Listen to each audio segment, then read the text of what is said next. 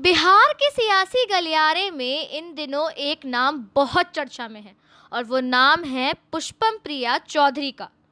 खुद को मुख्यमंत्री पद का दावेदार बताने वाली पुष्पम प्रिया चौधरी ने बिहार में कई तरह के सवाल उठाए।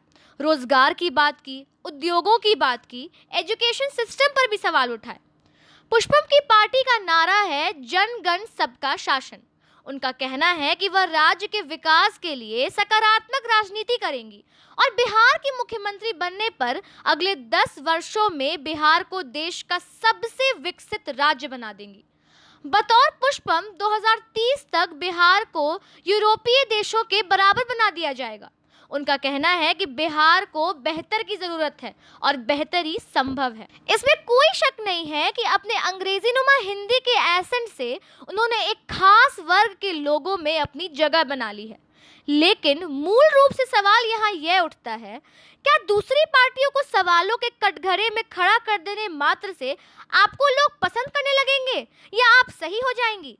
नहीं, ऐसा नहीं होने वाला, क्योंकि यह बिहार है। यहाँ सिर्फ राजनीतिक समीकरण ही समस्या नहीं है। अपने इतिहास की वजह से गौरवान्वित बिहार आज कई समस्याओं से जूझ रहा है।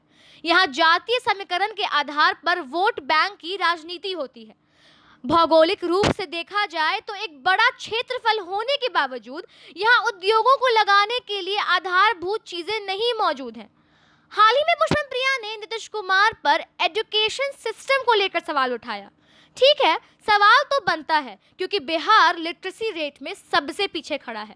लेकिन आप अगर बिहार में अपनी मुख्यमंत्री पद की दावेदारी पेश कर रही हैं तो आपको पता होना चाहिए कि एक वक्त था जब हमारे लिए यही सबसे बड़ा चुनौतीपूर्ण काम था कि बच्चों को स्कूल तक लाया कैसे जाए। पढ़ाई तो दूर की बात थी। आप विकास की बात करती हैं, कीजिए, कोई हर्ज नहीं है, लेकिन आप अपने विकास का जनता को रोड मैप तो दीजिए। यह तो बताइए कि आप विकास करेंगी कैसे। आप कारखाने लगाने की बात करती हैं, लेकिन बिहार में पहले 1-2 कारखाने लगे पर वो बंद हो गए। तो आप ये बताइए कि आप ऐसी क्या व्यवस्था करेंगी कि स्थायी रूप से यहाँ उद्योग लग सके और रोजगार का सृजन हो। और इन सब के बीच एक और बात लोगों का ध्यान उनकी तरफ खींच रही है और वो है बिहार का खोइचा। जी हाँ, इन दिनों पुष्पम प्रिया चौधरी बिहार के लोगों से बिहार का खोइचा मांग रही हैं, जिसमें 2030 तक एक मुट्ठी चावल के बदले 150 मिलियन टन फूड ग्रेन, एक टुकड़ा कपड़े के बदले 100 टेक्सटाइल पार्क और एक आशीर्वादी सिक्के के बदले 2025 तक हर साल 8 लाख सरकारी नौकरी और 80 लाख प्राइवेट जॉब और एक दशक यानी 2020 से 30 में 200% की अभूतपूर्व आर्थिक विकास दर की बात कर गई है। निश्चित तौर पर उनका साहस प्रशंसा योग्य है, पर यह राजनीति है।